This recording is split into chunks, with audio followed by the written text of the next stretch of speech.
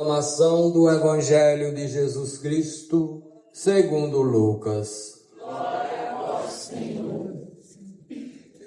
Naquele tempo, um mestre da lei se levantou e, querendo pôr Jesus em dificuldade, perguntou: Mestre, que devo fazer para receber em herança a vida eterna?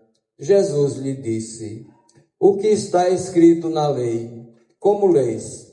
Ele então respondeu: Amarás o Senhor teu Deus de todo o teu coração e com toda a tua alma, com toda a tua força e com toda a tua inteligência, e ao teu próximo como a ti mesmo. Jesus lhe disse: Tu respondeste corretamente. Faze isso e viverás. Ele, porém, querendo justificar-se, disse a Jesus: E quem é o meu próximo?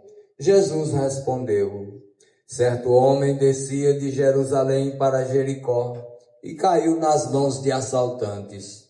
Estes arrancaram-lhe tudo, espancaram-no e foram-se embora, deixando-o quase morto. Por acaso, um sacerdote estava descendo por aquele caminho. Quando viu o homem, seguiu adiante pelo outro lado. O mesmo aconteceu com um levita. Chegou ao lugar, viu o homem e seguiu adiante pelo outro lado. Mas um samaritano que estava viajando, chegou perto dele, viu e sentiu compaixão. Aproximou-se dele e fez curativos, derramando óleo e vinho nas feridas. Depois, colocou o homem em seu próprio animal e levou-o a uma pensão onde cuidou dele. No dia seguinte, pegou 2 moedas de prata e entregou-as ao dono da pensão, recomendando: Toma conta dele.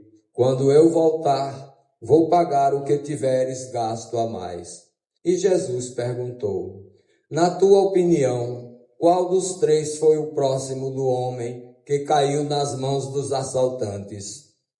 Ele respondeu: Aquele que usou de misericórdia para com ele. Então Jesus lhe disse: Vai e faze a mesma coisa.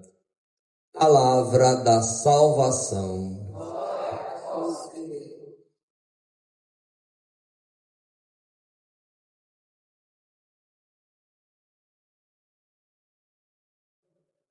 Caríssimo Diácono Pojucano, amados irmãos e irmãs, a liturgia celebra o 15º domingo do tempo comum e mais uma vez, no ano do evangelista São Lucas, a reflexão parte daquele que é o coração do evangelho de São Lucas, o tema da misericórdia.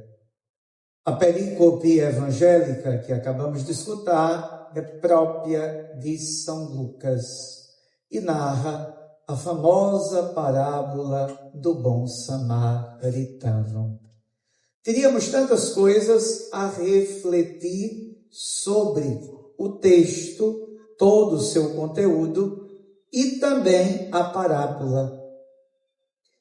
Mas poderíamos fazer uma introdução dizendo que a intenção do autor sagrado é que aquele que se depara com a palavra, que agora é Cristo, falando aos seus, e respondendo ao mestre da lei, que devo fazer para receber em herança a vida eterna, é, em todo o seu contexto, uma forma de nos dizer que é importante na vida cristã integrar a fé e a vida e a fé. Se não conseguimos fazer isso, corremos o sério risco de ficarmos presos à lei e não conseguirmos tornar prática e concreta a palavra de nosso Senhor e do seu Evangelho em nossa vida. Por isso, talvez, 2 frases de nosso Senhor questionam e 2 são imperativos que nos ajudam a ver que o caminho é esse mesmo. O que está escrito na lei e como leis.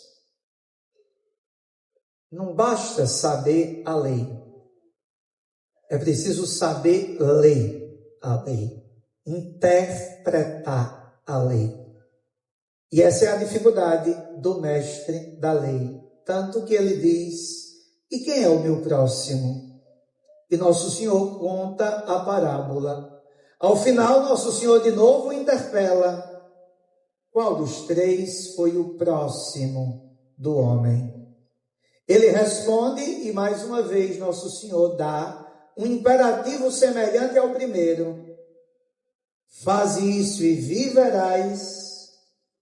Vai e faze a mesma coisa. As 2 frases no imperativo recordam o quê? Que devemos mais do que nunca unir a fé e a vida. Aquilo que é o entendimento da palavra essa que, segundo o livro do Deuteronômio, está perto de nós. E agora a gente já não tem mais desculpas, porque a palavra para o cristão está mais do que perto que a palavra Cristo. Ela está na nossa boca e no nosso coração, diz o livro do Deuteronômio.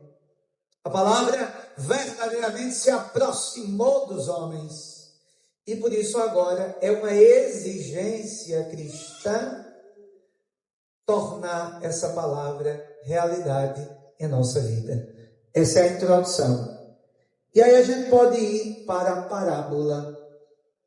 Eu vou simplesmente citar o grande santo Agostinho.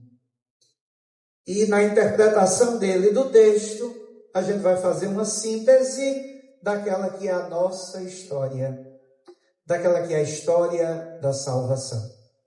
Acompanhemos passo a passo o texto e que possamos extrair do mesmo elementos espirituais, bíblicos, teológicos para a nossa vida concreta. Certo homem descia de Jerusalém para Jericó. Quem é esse homem? Segundo Santo Agostinho, esse homem tem nome, é Adão. Jerusalém é o paraíso, é o Éden. E Jericó é o mundo. Vejam que, em uma frase, a gente foi lá no livro do Gênesis, para compreendermos a pergunta, quem é o meu próximo? Lá no início, o homem foi chamado à vida, Adão, e ele estava onde? No melhor lugar do mundo, o paraíso. E do paraíso ele veio a Jericó. E o que foi que aconteceu em Jericó? Caiu nas mãos de assaltantes. Quem são os assaltantes? Santo Agostinho vai dizer que são os poderes do mal presentes na vida do homem. É a atração do inimigo. E aqui a gente pode lembrar, livro do Gênesis, a serpente. O homem cai nas mãos de assaltantes e o texto diz, estes arrancaram-lhe tudo, espancaram-no e foram-se embora, deixando-o quase morto. O que foi que o assaltante fez com Adão? O assaltante levou Adão à queda. Levou Adão ao pecado. E Adão praticamente está no pecado e todo aquele que está no pecado foi roubado, espancado, está quase morto. O pecado sempre nos deixa quase mortos, quando não mata. Continua o texto. Por acaso, um sacerdote estava descendo por aquele caminho, quando viu o homem, seguiu adiante pelo outro lado. Quem é o sacerdote? O sacerdote, no texto, segundo Agostinho, é a imagem da lei. É um mestre da lei que questiona o Nosso Senhor. Na parábola, Nosso Senhor coloca a lei, porque a lei foi dada lá com Moisés, livro do Êxodo, mas mesmo assim o povo permaneceu infiel à aliança de Deus.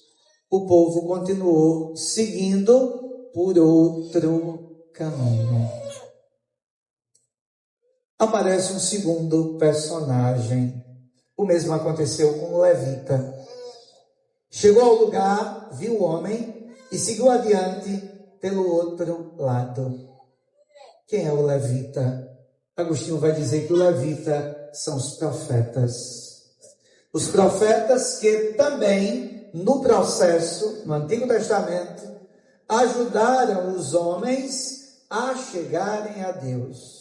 Profetizaram as esperanças messiânicas. Mas, mesmo assim, o caminho era sempre seguir pelo outro lado. Mesmo assim, as pessoas não aderiram à pregação dos profetas. E aí aparece o terceiro personagem. Mas um samaritano que estava viajando, chegou perto dele, viu e sentiu compaixão. Quem é o samaritano? Cristo. Chegamos no Novo Testamento. É o samaritano quem se aproxima da humanidade decaída, quase morta, espancada, roubada pelos pecados. É Cristo, bom samaritano, que se aproxima dos homens. É Deus que no Filho vem em socorro dos homens. E por isso ele assume aquelas atitudes divinas. Vê aquele olhar divino que não julga, que não condena, mas só ama. E tem compaixão. Aquele amor visceral que envolve aquele homem caído numa experiência típica do Evangelho de São Lucas, chamada misericórdia. Continua o texto. Aproximou-se dele e fez curativos, derramando óleo e vinho nas feridas. Quais eram as feridas de Adão? Aquelas que também são as nossas feridas. São Clemente Alexandrino, também padre da igreja, ele vai fazer uma homilia dizendo que as feridas seriam justamente a ira, o ódio, a vingança, a soberba, a prepotência, os prazeres mundanos, os desejos da carne. Eram estas as feridas que maculavam o primeiro homem. Ou seja, aquela experiência egoísta de se colocar no lugar de Deus machucou, feriu, quebrou o primeiro homem. Ele agora precisa ser curado pelo bom samaritano, que é Jesus. E o bom samaritano, todos nós sabemos, cura as feridas da humanidade, nos salvando na Santa Cruz. Continua o texto e vai dizer: depois colocou o homem em seu próprio animal, levou a uma pensão, onde cuidou dele. Colocou no seu próprio animal. Há um detalhe bíblico. É o animal de Nosso Senhor. Nosso Senhor tem um animal. A gente pode imaginar o jumento.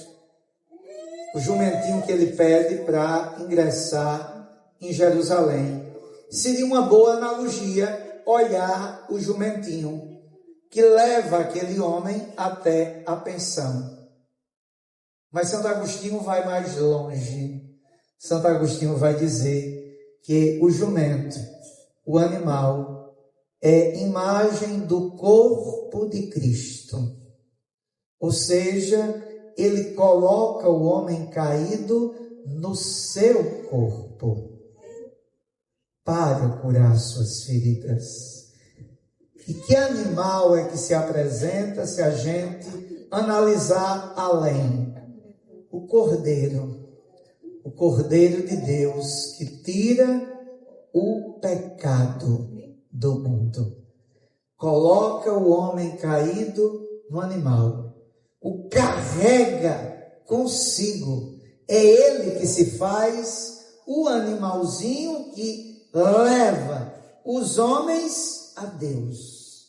É uma belíssima imagem para falar da proximidade e da misericórdia de Deus, que nos coloca nos ombros e nos leva até a pensão. E onde é que está a pensão? A pensão, segundo Santo Agostinho, é a igreja. Bem-vindos à pensão. Aqui é a casa dos feridos, dos machucados. Aqui não tem ninguém sadio. E se tiver, deve estar no lugar errado, porque aqui é o lugar dos doentes, dos feridos, dos machucados, daqueles que sofrem, daqueles que vivem as caducidades da vida presente. É o lugar daqueles que buscam em Deus o refúgio, o consolo. É aqueles que, como disse o salmo da missa de hoje, são aqueles que, humildes, buscam a Deus e se alegram porque o coração dos que buscam a Deus reviverá. E o lugar para o coração reviver é aqui na pensão. A pensão que é a Santa Igreja, que acolhe a todos indistintamente para trazê-los a Deus. E o texto continua e diz: no dia seguinte, pegou 2 moedas de prata, entregou-as ao dono da pensão, recomendando: toma conta dele. As 2 moedas, Santo Agostinho vai dizer que é o trabalho do Pai e do Filho, para que a obra da salvação aconteça. O alto preço a ser gasto é uma obra que envolve o Pai e o Filho e, certamente, a ação maravilhosa do Espírito Santo para que o homem agora decaído, morto ou quase morto, tenha um novo alento, uma nova vida. E aí, paga as 2 moedas, ele leva ao dono da pensão. Quem é o dono da pensão? Segundo Santo Agostinho, são os pastores da igreja. O dono da pensão devem ser os padres, devem ser os sacerdotes, os bispos, que nas suas dioceses e nas suas paróquias devem acolher os enfermos, os feridos que chegam. É o dono da pensão. Continua o texto e o bom samaritano diz: toma conta deles. Aqui está a missão nossa, cuidar daqueles aos quais nosso Senhor confiou, entendendo que se Ele se fez próximo de nós que estávamos no pecado, na miséria, é importante que a gente também, para viver bem a fé, vai e faz a mesma coisa, possamos também ir ao encontro dos que precisam. O texto termina e o bom samaritano diz: quando eu voltar, vou pagar o que tiveres gasto a mais. Quando eu voltar, o bom samaritano conclui dizendo que voltará. Santo Agostinho diz que ele está falando de sua segunda vinda gloriosa.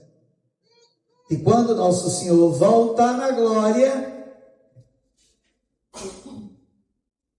tudo estará perfeito, pleno, consumado, porque Ele vai cumprir toda a sua obra em cada um de nós. E por isso, a analogia bíblica é: quando eu voltar, eu vou pagar o que tiveres gasto a mais. Ou seja, mais uma vez, Nosso Senhor revela aquele julgamento de amor que Ele haverá de um dia realizar dentro da sua justiça, para que os homens possam encontrar o seu Deus. Amados irmãos e irmãs, feito o caminho do texto e encontrando o bom samaritano, vamos continuar a missa e vamos pedir duas coisas. A primeira, a graça da gente entender que o bom samaritano das nossas vidas é Cristo, que rompeu todos os laços raciais, sendo ele judeu, para se apresentar numa parábola como samaritano. E eles não se davam. Ele rompe os laços, ele atravessa as barreiras para chegar junto de nós. Isso é misericórdia. Primeira coisa. E a última é que se ele se fez próximo, quem é o meu próximo? É ele, mas eu preciso ir e fazer o que ele fez. Eu também preciso ser próximo. E talvez esta seja a mazela, esta seja a pior ferida da humanidade nossa, que está muito, mas muito distante, sobretudo aquela que se diz cristã, de se fazer próxima daqueles que mais precisam, daqueles tantos feridos, frutos da tirania, do egoísmo, que estão aí decaídos, que estão aí roubados, que estão aí quase mortos, vegetando, tentando viver, tentando encontrar vida, e tantas vezes nós não temos a empatia de nos tornarmos como aquele que seguimos o Cristo, próximos dos próximos, quando a maior atitude de Deus foi justamente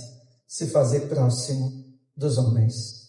Peçamos essas duas graças de reconhecermos o próximo que é Cristo e de nos fazermos próximos como Ele dos irmãos. Assim seja.